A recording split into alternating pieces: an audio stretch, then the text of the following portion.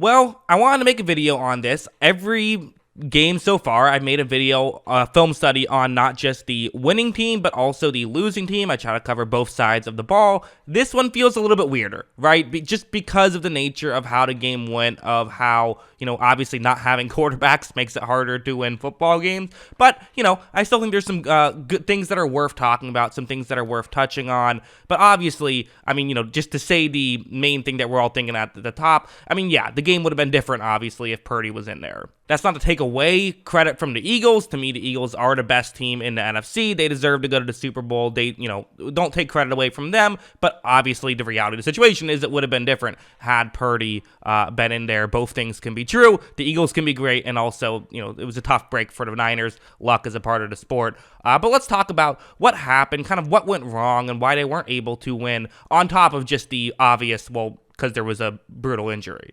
Let's start off with this play. So what's going to happen here is this was definitely an early trend, and kind of an often trend was pressure, but also the Hassan Reddick of it all, which really the trend early on was the Niners trying to see if they can block him in different ways, and they quickly realized that they could not. Although, I think there's a bit more to talk about on this play. So you see the blocking concept on the screen where with Reddick so far out wide on this play, you have a tight end who's going to be the one who's blocking him. As again, it's going to be, there's 5 Eagles players who could be rushing the passer. They all 5 are rushing the passer. When you have 5 guys rush the passer, oftentimes you do get favorable matchups. So it's not so simple as they just thought a tight end could block him one-on-one. But look at how you're going to see him win this battle against a tight end very quickly. But it is worth noting, I think, that at this point, we are 2.5 seconds into the play at this point. This is typically the time you get as a quarterback to make a throw. Now, it was a little bit different because there was a play action, so typically that'll give you a little bit more time, but not always. So for Purdy, you get usually about an extra half second or so, but you do have to be aware of potential pressure, especially if pre-snap you knew that Reddick could be coming on that side, and he's not going to pick it up. And again, it's a rookie mistake. It's something you expect him to learn with more time. It sucks that he got hurt on this play, but as you see, he is going to, again, gets hurt on the play, the ball goes up, and, I have to note as well is that they would have had a chance to return the fumble on that play had it been ruled a fumble in real time. It was not, but, an unfortunate error, but at the same time you definitely could argue that Kyle Shanahan or whoever decided to block Reddick one-on-one with a tight end maybe made the mistake there as well, but still and definitely an unfortunate break for San Francisco.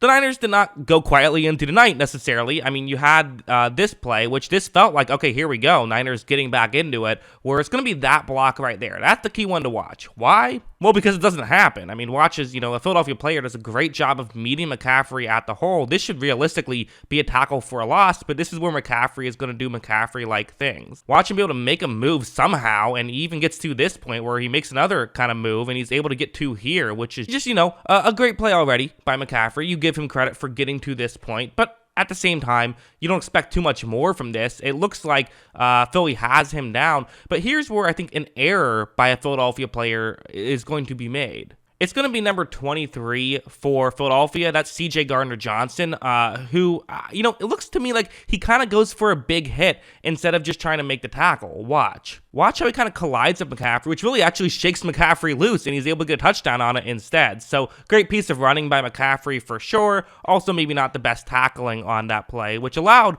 the 49ers for a second to get back into it. Obviously, some errors would happen later. Notably this one, which would be the fumble where, it was a botched snap. And even the other angle really shows how close Johnson was to picking it back up.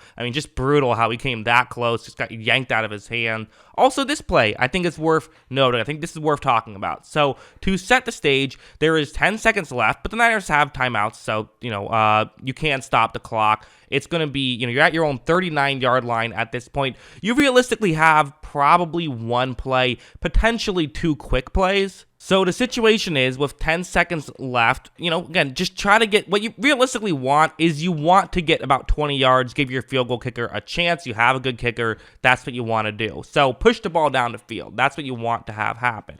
A lot of attention got drawn onto the, after the fact. I saw a lot of people talking about what's happening on the left side of the field. watch as when Johnson takes a snap, it's really kind of right over the middle right there. I mean, there's no doubt about it. That is wide open, and there's a chance to make the catch. You know, again, you can't run for forever, but you pick up some yards, and then potentially with, I don't know, a couple seconds left, you have an opportunity to, worst case scenario, try a Hail Mary, but maybe a long field goal as well.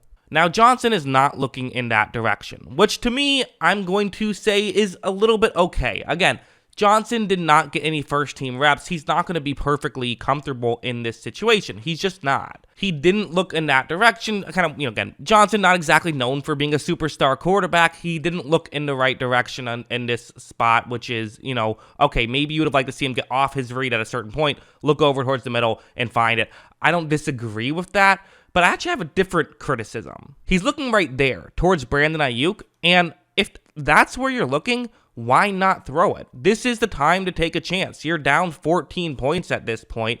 Make a throw. Hopefully you can get 3 points. The chances of an interception, the chances of them scoring points on you if you make this throw are still very small, but there's actually a decent chance that you could score points if you do make this throw. The odds of you scoring points are much higher making the throw than giving up points. Instead, he scrambles a little bit, gets outside the pocket, and then just throws the ball away, which wastes 5 seconds, and at that point, they just didn't really have time to try anything. They tried a quick screen pass, which took up too much time, and they weren't able to get another playoff, which is, you know, they had an opportunity here and they kind of blew it a little bit. You got to push the ball down the field. I don't really have anything else to say about the second half because what really happened in the second half, I don't know. I mean, it wasn't a lot. I mean, it was really just them trying to figure out ways to make something happen. Josh Johnson got banged up. They eventually put in Purdy, who couldn't really throw the ball, and just to see how that went. Obviously, at that point, it was really over. I mean, the game wasn't looking good with Johnson out there. Like, the Eagles were going to run away with the victory anyway, but then, you know, towards the end, it just became a complete mess, which, you know, by no fault of their own, which sucks. And, you know, they had a real chance to win this game. We expected, you know, I predicted a 2-point Eagles victory, so I thought it could go either way. It did not because of, you know, the quarterback stuff, which puts the Niners in a very fascinating question. Where do they go from here? They are seemingly in a pretty good spot. I see no reason why they wouldn't be able to be just as good next year. The obvious question is the quarterback situation. Do you go with Purdy? Do you go with Trey Lance? To me, what I do is I just have an open competition. I say, you know, who is we'll start at training camp. You guys are both quarterback one. You guys both have a 50-50 shot. Whoever wins the job in training camp and in practice, that's the guy. I have no issue with sticking with Purdy. I thought he showed me enough this year to at least stick with him. I think you let Garoppolo walk, use that money elsewhere. You have 2 solid quarterbacks. Just sucks that, you know, the quarterback injuries for this team, it's just so unfortunate. But yeah, that's what I think. What do you guys think? Let me know in the comments below. Always love hearing from y'all. And of course, as always, thanks for watching.